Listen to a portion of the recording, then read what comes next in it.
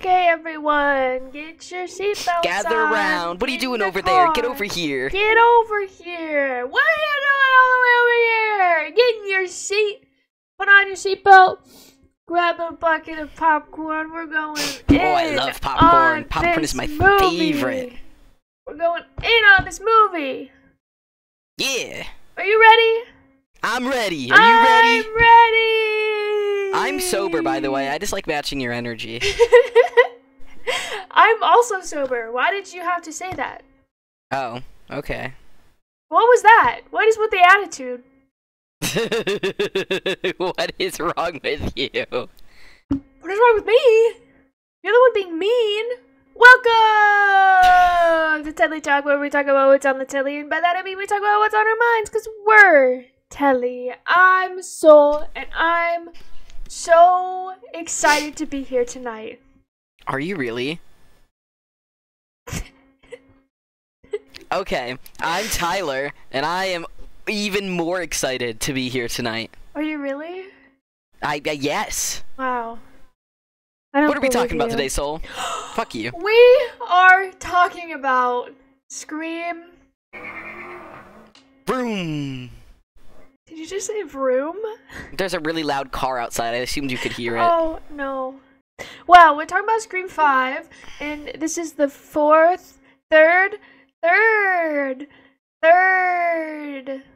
Scream movie we watched this month. We watched 1 and 2 last year, and now we're on Scream 5, which is part of the new Doomer movies. Yeah, they need to stop. They need to stop. I would have wanted them to make 5, 6, and 7. I think was originally supposed to be a trilogy with these characters, and I would have liked for them to finish the trilogy. But now that they fucked over the actresses, I just want them to stop. They should have stopped after 3. 4 was completely unnecessary and bad. 5, if 5 was a comedy, not like a strong comedy, but as like a subgenre comedy, I think I would have liked it better. But because they're like fully serious, I don't think they need to continue. 3 left it off on a good note. 4 was unnecessary but not a bad movie, and I think they thought it was weird to leave it off on 4 because it's like not connected.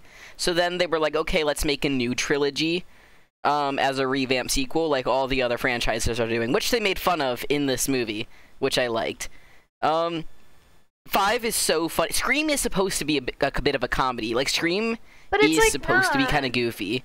Yeah, no, Scream as a concept is supposed to be, like, goofy.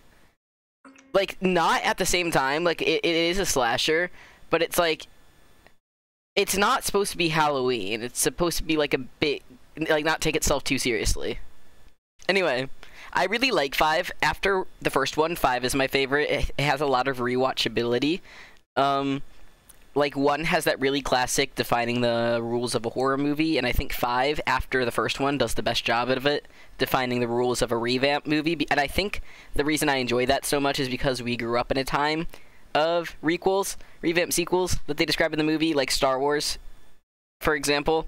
Like, we grew up during a time period when they were making lots and lots of requels, to the point where it's, like, really fucking annoying. What is a requel? Movie... Did you watch the film? Anyway, a requel is a revamp sequel. Why are you being so mean to me? No, you're just being a little sensitive right now. This is how I always treat you.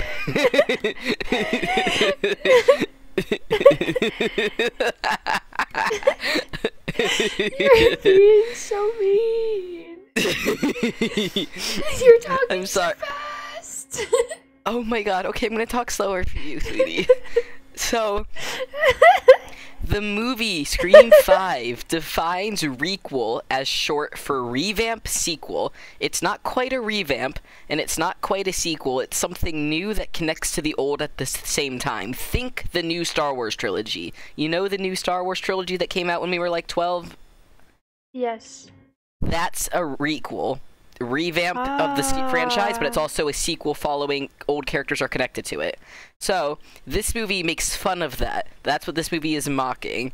And at the same time, it is one, because that's what Scream does. It's like meta on purpose. So it is a revamp sequel, by definition, like to its core, and it's also making fun of them. And that's what I like about this movie so much, is we grew up during an era of lots and lots of requels. So I enjoy the defining the rules of the horror movie scene where they define the rules of a requel.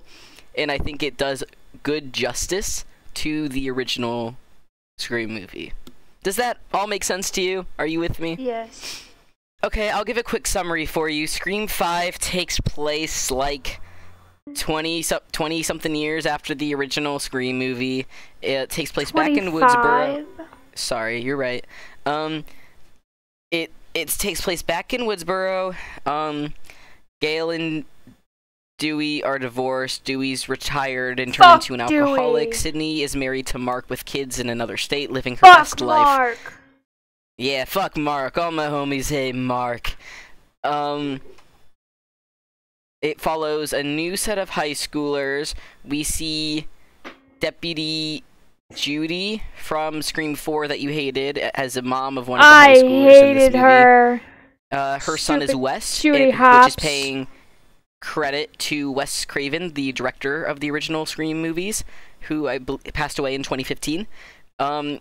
And he's played by Dylan Minnette, which, if you want, we can talk about Minette? how... Yeah, and he's the same as Dylan O'Brien, who's the same as We'll Logan get Lerman, in that. We'll get into that later. You and me are on the same length wave with that one, my friend. Yeah. Yeah. And there's a killer on the loose, and also Jenna Ortega plays this girl. What's her name? Tara?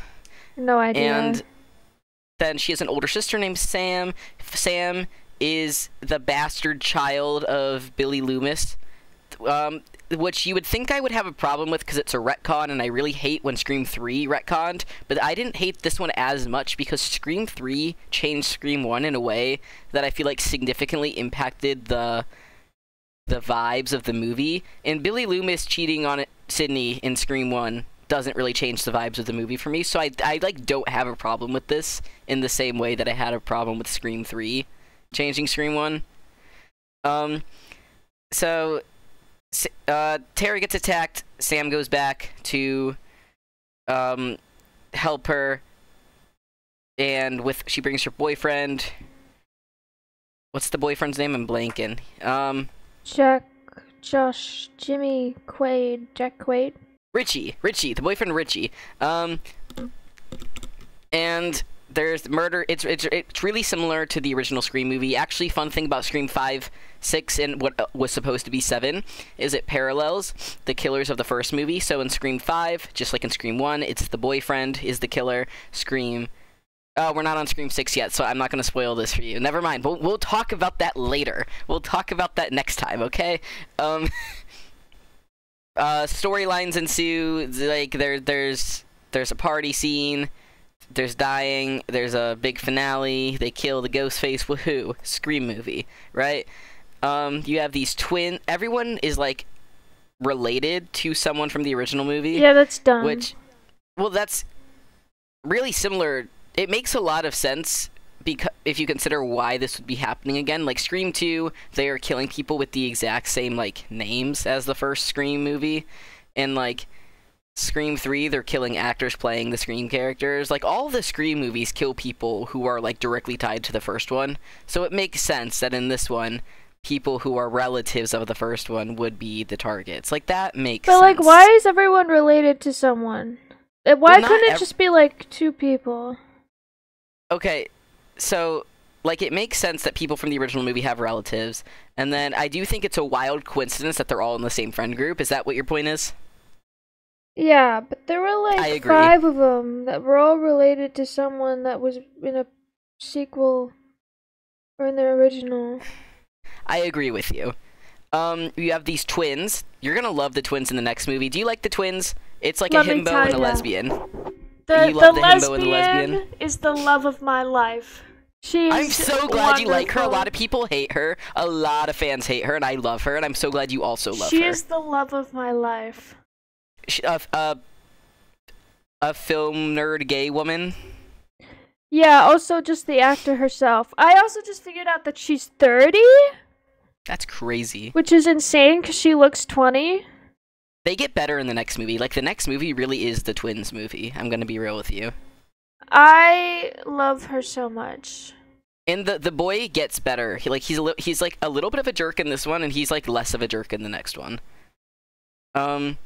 And she's great. A lot of people basically don't like her because she's the twins are the niece and nephew of Randy. They're Randy's sister, who we met in Scream 3. We met Randy's sister already, and so it's like, hey, she has these twins. And Mindy is the girl. And she's like the film nerd gives the rules of a requel speech. So people don't like it because she has like the same name as Randy Mindy. And she's his niece, and she just kind of fills his role in the movie. So people are pissed about her existing as a character. But I think her personality is different enough. Like, she has a lot more attitude. And also, she's gay. And I just think that that's great. I love her so much. I just sent you a text and I want you to react to it. Why am I a penis? What? The balls are very like disconnected. Like they look like little cherries on a stem. Like do my balls really look like that, man? Yeah, that's what they looked like the last time I saw them. Okay, I understand. I'll fix them this time. This time. Another thing that makes Scream 5 my second favorite after Scream 1 is the killers and the killer reveals. I really like the killer reveals in this movie because it's really fun when the first killer reveal happens. Amber, the best friend girl, and she just fucking pulls out a gun and shoots someone. Like, that's very immediate switch in vibes. Like, it's like so much is suddenly happening in a way that most Scream killer reveals don't. And it's really fun. I was like, what the fuck? That was crazy, you know? I liked it. And then the second killer reveal is really, really cool because at this point, like, you should probably be like, okay, it's probably Richie, but like at the same time, he's playing innocent like extremely well still. So it's then like, oh, out of nowhere, he's going for the gun, and like even Sydney trusts him, and Sydney is like, oh my god, Richie, get the gun, and then he pulls out a knife and stabs Sam. Like, that's good shit. I like the killer reveals. I like the personality of the killers. Like, before reveal, they're like little fake personalities, and then after reveal, they're absolutely psychotic personalities. I really like the ghost faces in this movie. I also like the ghost face mask in this movie. This movie is my favorite ghost face mask. They all look the same to me. Now, you're probably thinking, they all look the same, Tyler, but I have a video called Ghost Face Mask Tier List where I rank all like 50 of them because they're all just slightly different from each other, and some have better vibes than others. It's like the proportion of the eyes to the mouth is like they're all slightly different, and I like the proportions in this one a lot. Did you know that? Yeah. I really like Mindy. Oh yeah, no, you've told me. Yeah, she's my favorite. I liked Wes. We're just doing our favorite characters right now. I really liked Wes. And I like Richie, even though he's a killer. Like, he's easily... Oh, I remembered what I was gonna say! One of my favorite Scream characters. What? I'm getting better at figuring out who is the killer before they reveal themselves. And immediately at the beginning, I already figured it out. Most people know it was Richie from the beginning, but I just liked him so much that I didn't think it was him. Like, most people are like, oh my god, he was so suspicious from the beginning. But he got me with the amount of ways that he, like, pretended to be innocent. Like, he's like this sweet guy who's like, no, I don't want to be here, we should go, we should get out, like, we should not stop. Like, just, like, the degree to which he, like, did not want to be there and was like, what the fuck is happening? I knew it was Amber because of her lack of screen time, and she's such a important character just in general, and her lack of screen time is like, okay, she has to be a killer, because like, how else is she gonna be Another thing here? that got me about them both being the killers is you know there's probably two killers, because most Scream movies have two killers, but when you're thinking there's two killers, you don't think Richie and Amber know each other. Like, they they like set this up so well, right? Like they have little arguments with each other when they're both in the room together. But other than that, it's like their first time meeting each other. So you would not guess it's both of them, because why would the two killers be these two characters who don't know who each other is, you know? Also, why is like, he dating a high schooler? He's like 30. Yeah, that's really fucking weird. It's really fucking weird. But like it's really cool from an audience perspective, because I feel like you're never gonna guess it's both of them. I'm only ever good at guessing one of the killers, and I never guess who the second one is, because I'm like, there's no one else it could be with this person. So I think I knew it was Amber, because like the protective best friend vibe, but like also everyone was suspicious in like the little opening friend group scene at the school, like the very next day. Like all the friend group is hanging out together and everyone is being so suspicious, and there's so many little details everyone has where it's like, huh, this would be a detail that would indicate you're the killer. But like all of them are just like minor enough that you're like, this could be a coincidence. So it's like, which one of them is it? And Dewey got it right away, and it parallels Scream 1 with it being the boyfriend. And he's dating a high schooler, and it's weird, and she keeps calling him, like, baby. And it's weird, and he, like, grooms her to be a killer a little bit, but also she's fucking psychotic, so... I think there needs to be a study with the people living in this town. Because... I love how Richie knows he's insane. Like, before he's revealed to be the killer, he's like, damn, there's some psycho going around in a mask killing everyone. What the fuck is wrong with this town? And it's like, it's you. You're the psycho. Like, he knows he's crazy, and it's really fun. Also, I just found out again. I think I realized this last year when we were talking about Scream 1. But I just found out again that Woodsboro is in California and not Indiana. We did talk about this. It is in California, and it does feel like it would take place. I think we thought it would take place in, like, the Midwest or Northeast. Definitely Ohio or something. It's like Ohio, Pennsylvania vibes. Yeah, like, because Sydney... Virginia. Also, why is she living so close to Woodsboro? Because they cut to the hospital, like, maybe an hour tops after Dewey died, and Sydney's, like, there already. That means she has to live, like, what, 30 minutes away from the town? Yeah, you think she'd live it, like, farther away. I would move across the country. Yeah. I really don't get it. Like, she needs to let go. Okay, another thing that's hard about guessing the killers while we're on the subject. I don't know why Sydney came back. Dewey was like, don't come here. And she was like, hi, I'm here. I mean, I guess Dewey died. That's why she came back. But, like, God, if even Dewey died, you know you're not safe. Anyway, when we were talking about discussing the killers, something really fun is this is, like, my favorite part about them making more Scream movies. The more Scream movies they make, the harder it is to correctly guess the killer, in my opinion. Because it's, like, in a slasher, you're like, oh, you're gonna think it's this, but then they're gonna do the not obvious thing, and then it's this. But then the more Scream movies they make, they're like, actually, you think we're gonna do the not obvious thing, so surprise, we did the obvious thing. And then they just, like, do layers of that. So it's like, oh, you think we would do the obvious thing because we think you would do the not obvious thing, but then we went back again and did the not obvious thing. And it's like a little cycle, which makes it, like, absolutely impossible to tell who the killer is. Are you following? So, yeah. So you're thinking of it as, like, a whole franchise thing, and I'm just analyzing how much screen time people have and how they act. That makes so sense. Amber played a really good protective best friend. Yeah, I'm analyzing it from, like, a writing perspective. Like, oh, it would be obvious or not obvious if they did this. Like, does that mean they're gonna do it? I don't know. Amber plays a good protective best friend, and I just really like Richie and Amber accusing each other in front of each other. I think it's so fun as a way to, like, divert suspicion that it's both of them or either of them, where it's like, oh, it was probably you, Amber, and Amber's like, no, it's probably you, Richie, and it's really enjoyable. Oh, also, after what's her name got attacked at the beginning, I think I blinked or something. But after I blinked, they're like, 2 people are dead, and I'm like, who died? And then like, what's his face? Then Wes died.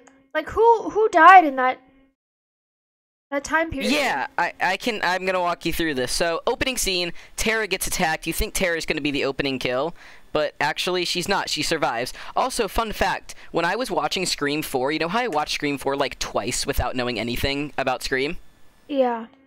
So, the one thing I did know about Scream is that, because this was like early 2023, I knew that the year before, Jenna Ortega starred in a Scream movie, and I'm face blind. So basically, when I was watching Scream 4, I thought it was the new Scream movie, and I spent the entire time I was watching it trying to figure out which one was Jenna Ortega. And it's so That's hilarious so sad. that I did that. That was so bad. Anyway, what were we talking about? Who died between Wes? Right. Tara, opening kill, doesn't actually die. If opening kill is a fake out with Amber, that's a hint that Amber's suspicious because she's being filmed, but it's not actually her. But Ghostface does a lot of tricky things all the time, so you don't think much of it at first. And no one dies there. Then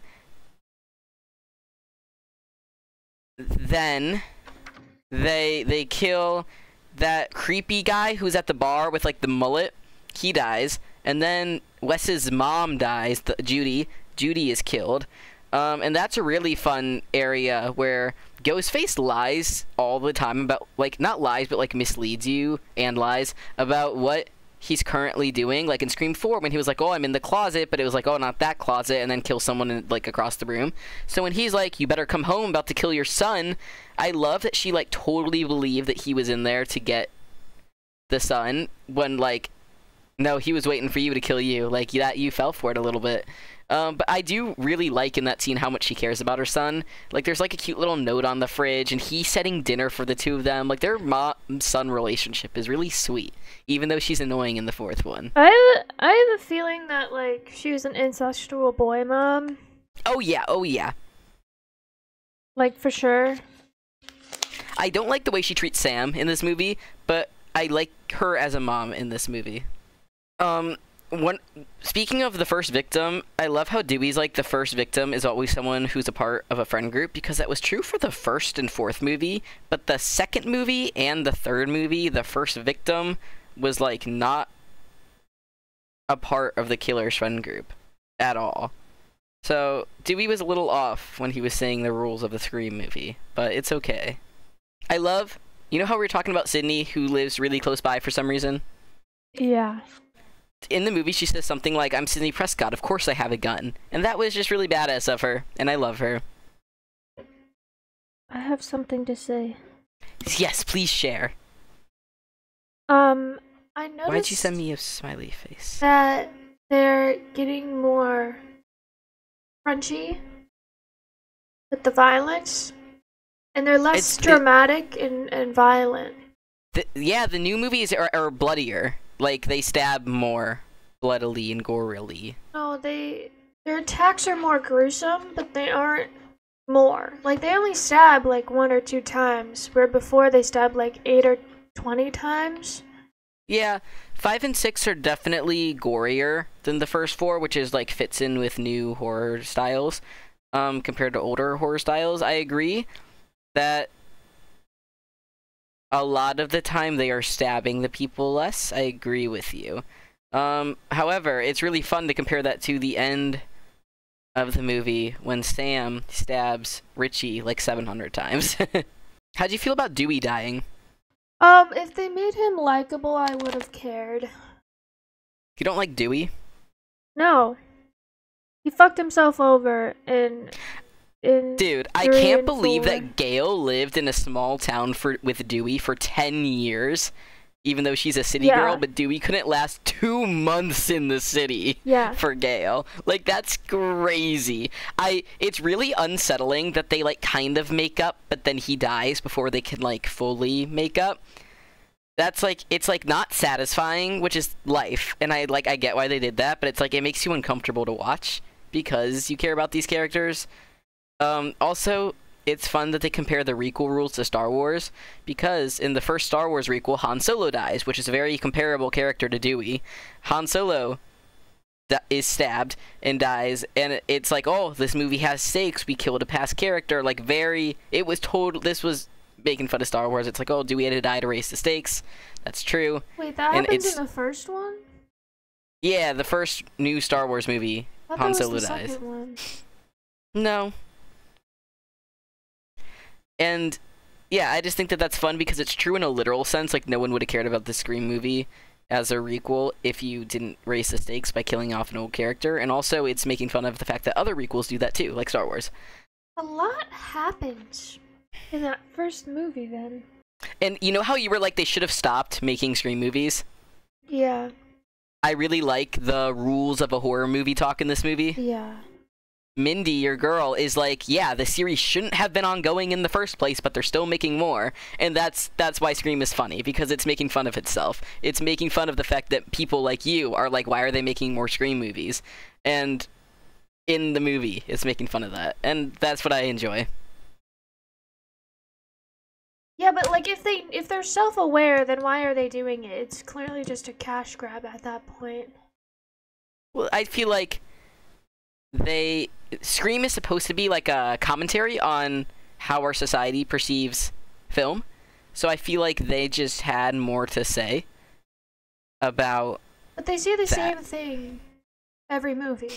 No, they don't, though. Like, this movie was more centric on how fans perceive movies and, like, get upset when films don't go their way.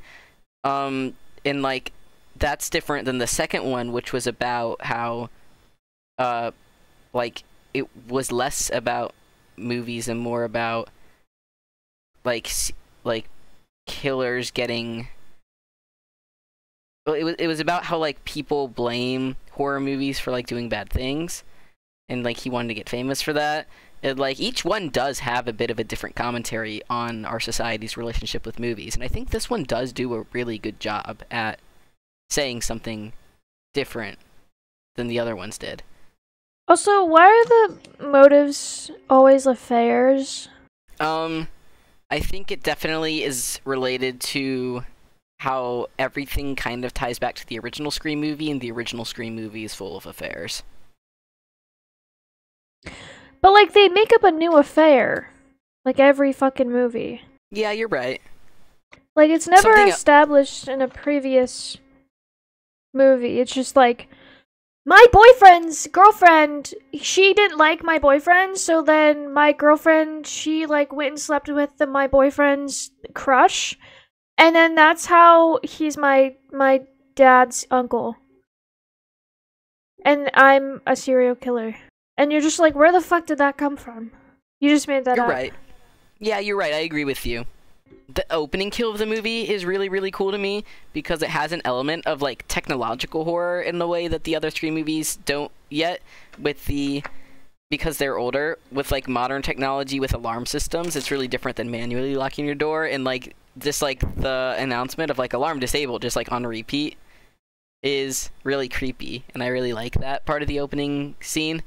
Also, she was just setting herself up. She's in this house, open concept floor plan, and she's just standing in the middle of a room with, like, 7 different entrance points, and I'm like, damn, Jenna Ortega, you are setting yourself up to be stabbed here. But it's cool that it's an open and kill scene where no one gets killed.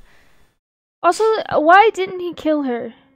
Because I think he thought there was a better chance that Sam would go back to visit her in the hospital than if the goal was to get Sam back to Woodsboro. And I think... Yeah, but, like, that, killing to set her, this all up... bring her to the funeral, kill her. Yeah, it's just... I don't know. I think it just, like, worked out better for, like... They thought the best chance of getting Sam to go back was if she was still alive to, like, comfort her. Because Sam, like, might have not wanted to go to the funeral because it wouldn't be anyone there that she wanted to see. And just, like, mourned privately. You get what I'm saying? But, like, that's why her boyfriend's there, to convince her to go to the funeral. You're right. Also, why didn't the boyfriend just kill her? Because he's not doing this because he's pissed at Sam. He's doing this because he's pissed that the most recent Stab movie sucked balls. But the original 3 Stab movies were good because they took inspiration from real events that happened. All the other Stab movies did not take inspiration from real events that happened. So he's making new real events for them to make better movies. He's like, I'm just gonna write this one for them. I'm gonna make real events that happened. I'm gonna frame Sam because it'd be cool if Billy Loomis's bastard daughter was the next Ghostface, and I'm gonna stage all this so that way they have new material to work with. Why doesn't he just go write the movie? Because you should know that you can't just be like, hi, I want to be your writer for your Stab 9. Like, you can't just go do that. Yes, he can. He can write it and then go sell it. Yeah, but that's never gonna fucking work. But he knows for a fact that they will make another movie based off of Ghostface events in Woodsboro. But, like, if he writes the movie and it's good, and obviously he knows what the fan wants.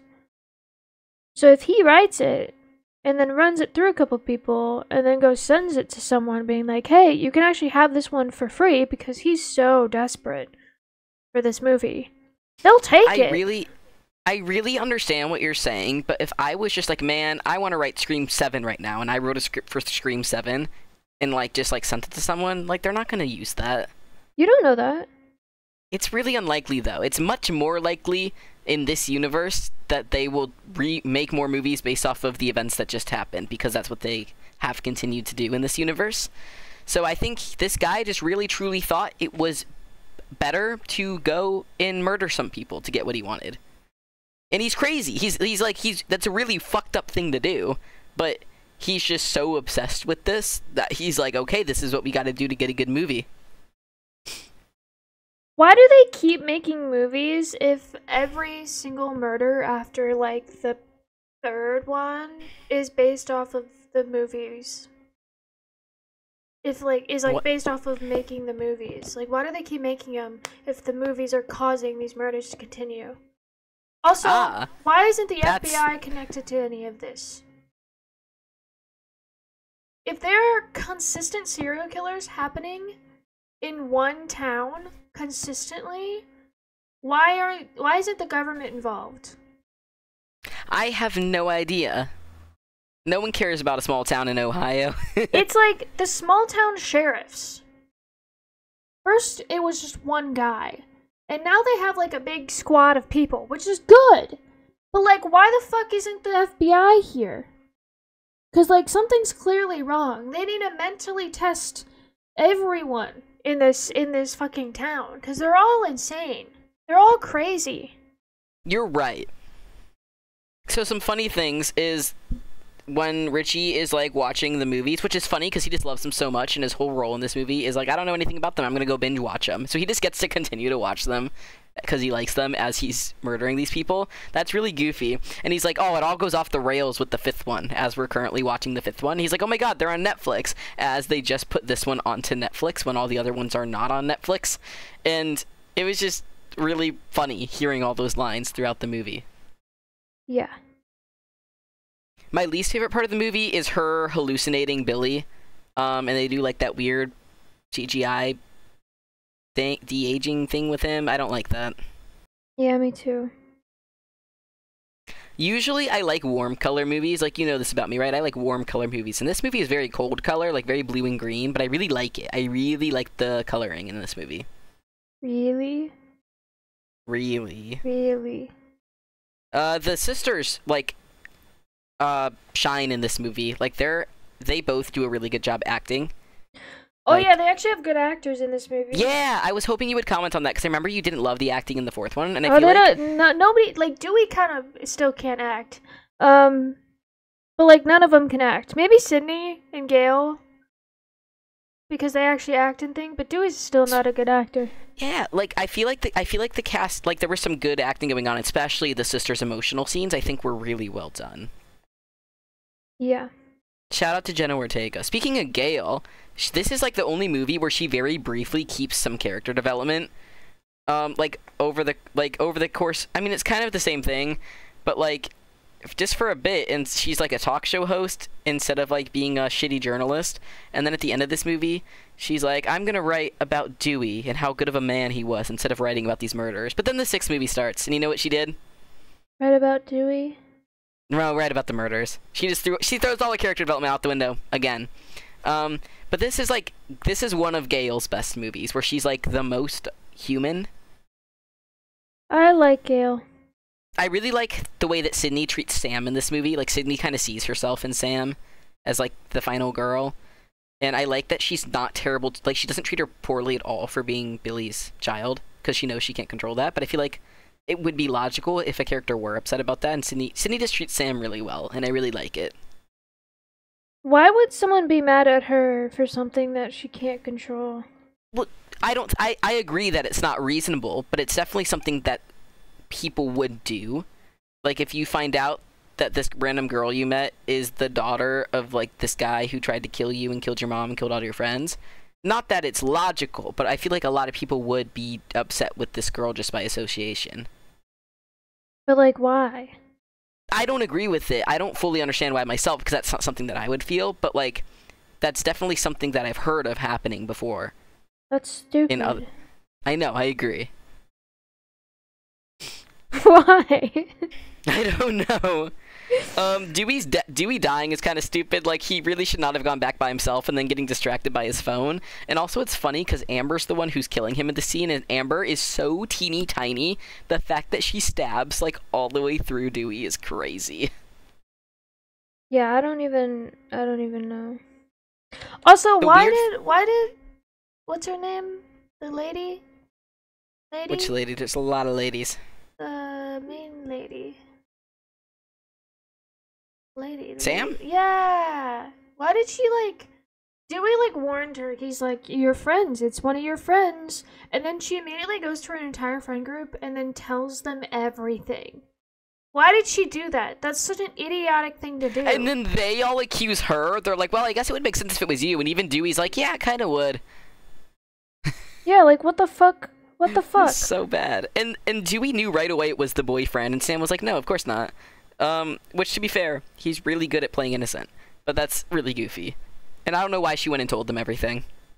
I thought they were gonna, like, pull something out of their ass where they were like, Amber's actually Stu's daughter. Somehow. Well, Amber does live in Stu's old house, but yeah. No, that would be crazy. If they did that, I think I would throw my TV out the window.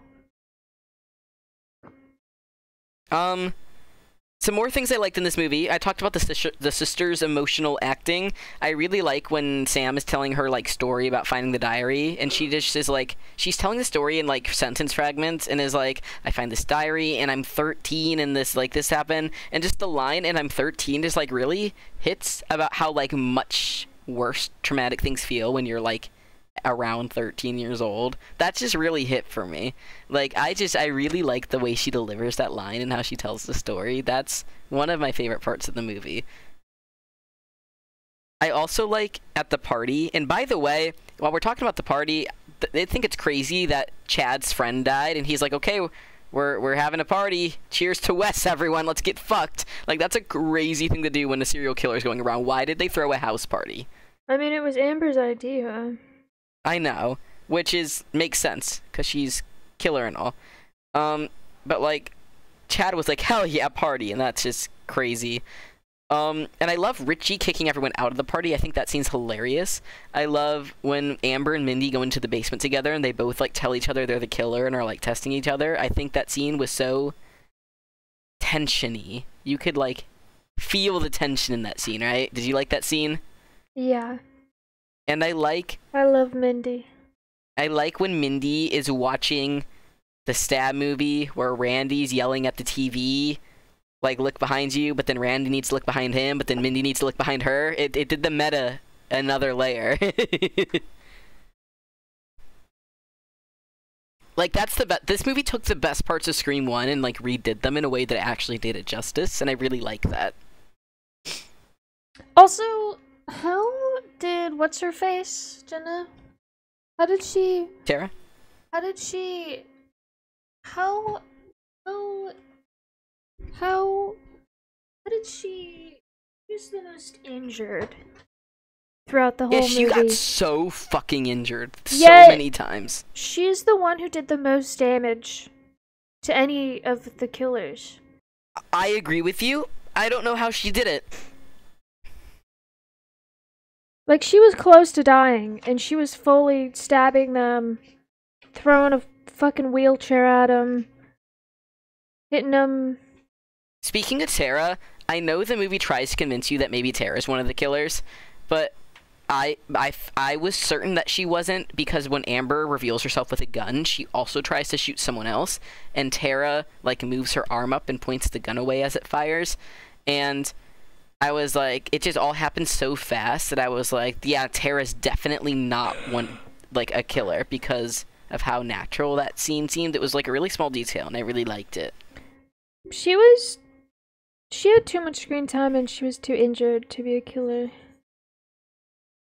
I love how much you pay attention to the screen time. It's so fun. Listen, it really tells the story before you even know it, because like when I was watching Avatar 2, I knew that one kid was gonna die because of his lack of screen time. Like he just was such an unimportant character and he had no like development, and I was like, yeah, he's gonna die. And then he died. So there's this song called Red Right Hand, and it plays in like every single Scream movie, and I really like its placement in this movie. It plays when that asshole outside the bar is getting killed. Oh, is that what that was? I made a comment being like, what the fuck is this soundtrack? It sounds terrible. What is this song it's like doing Scream's here? It's like Scream's main song. It's like in every single one of the movies. This is the first time I've really ever like noticed it. That's so funny. No, it's a really good song. I'm surprised you don't like it. It was just so out of place. What's fun about Sam in this movie is you're kind of unsure she's an unreliable narrator, because you know she's like a little crazy too. And it's like, what if it's her and we just aren't seeing her do the killings? Because like, I just think it'd be really fun if, even though like we see Sam's point of view, she was just an unreliable narrator and we just don't see her do the killings. See, if they made a Scream movie like that, I would watch it. People were thinking that might be what the 7th one was gonna be. But I like the way 6 ended with the sisters. Also, the scene when Wes and Judy die is like one of my favorite scenes in the movie. I really like everything that's happening there. But I really like something that Scream does, is it does this thing where like a door opens and the suspension builds and then the door shuts and you don't know if there's going to be someone behind the door or not. And when Wes was just walking through the kitchen, it did like 3 of them in a row and there was never anyone there, and it was perfect, actually. And then it's kind of crazy because if he opened the front door, he would have seen his mom's dead body, but then he just saw the front door was unlocked and was like, weird, and shut it, which was so silly of him. This poor boy, walking around with a taser and still getting killed. I thought it was funny that they kept yelling "wait" when someone was being killed. Like that guy, he was like, "Wait, no, stop!" And I'm like, dude, that is hilarious that you're telling a killer, a murderer, someone who's actively stabbing you, to just stop and wait. No, what that reminds me of is when Amber's like running out of the house screaming like, "Oh my god, a murderer!" And Sydney and Gail are like, "Trap, trap," and then Amber's like, "Fuck it," and shoots them.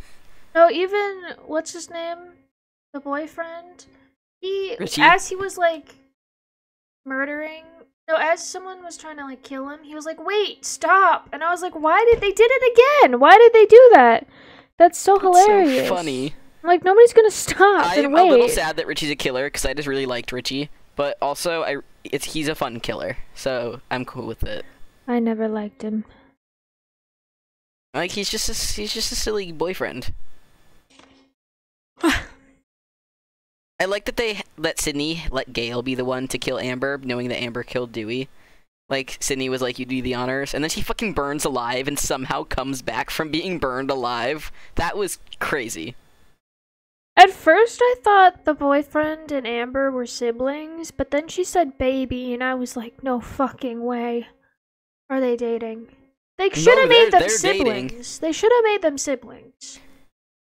I think it was supposed to be an indirect note about how teenagers can get like kind of groomed on fandom forums type thing, like Reddit, where they met. I think that's why they were a thing. Like, it's supposed to be weird. You're supposed to be like, that adds another layer of weirdness to this. And I think that's why.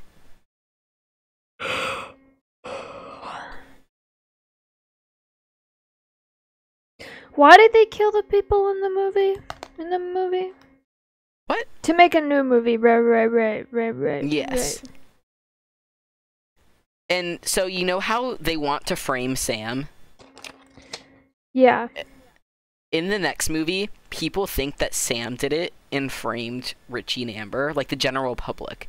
The general public is under the impression that Sam was the mastermind all along and got away with it, and everyone hates her. Well, that's stupid. Yeah, it is. It's like the whole plot of Scream 6 a little bit. Not the whole plot, but like it's a chunk of it where it's like everyone thinks that Sam was the killer. But there's so much evidence that she's not. Like it's kind of like how like Jill's plan to get away with it. People think that Sam actually did get away with it and just like framed it really well. But they Which is didn't crazy, frame though. anything. I know. I agree. People were just stupid. I have one last thought. Hit me with it. So after everyone's like being put into ambulances, why aren't Gail and Sydney going in an ambulance? Because didn't they get shot? Yeah, they were and shot. stabbed? Yep. Yes, sir. But they were just sitting there with those like blankets, just being like, "Yeah, we're good." They're just used to this. We're going home after this. They're built different. I love Sam stabbing the fuck out of Richie. Like that was crazy, and then shooting him in the head like 3 times. Yeah.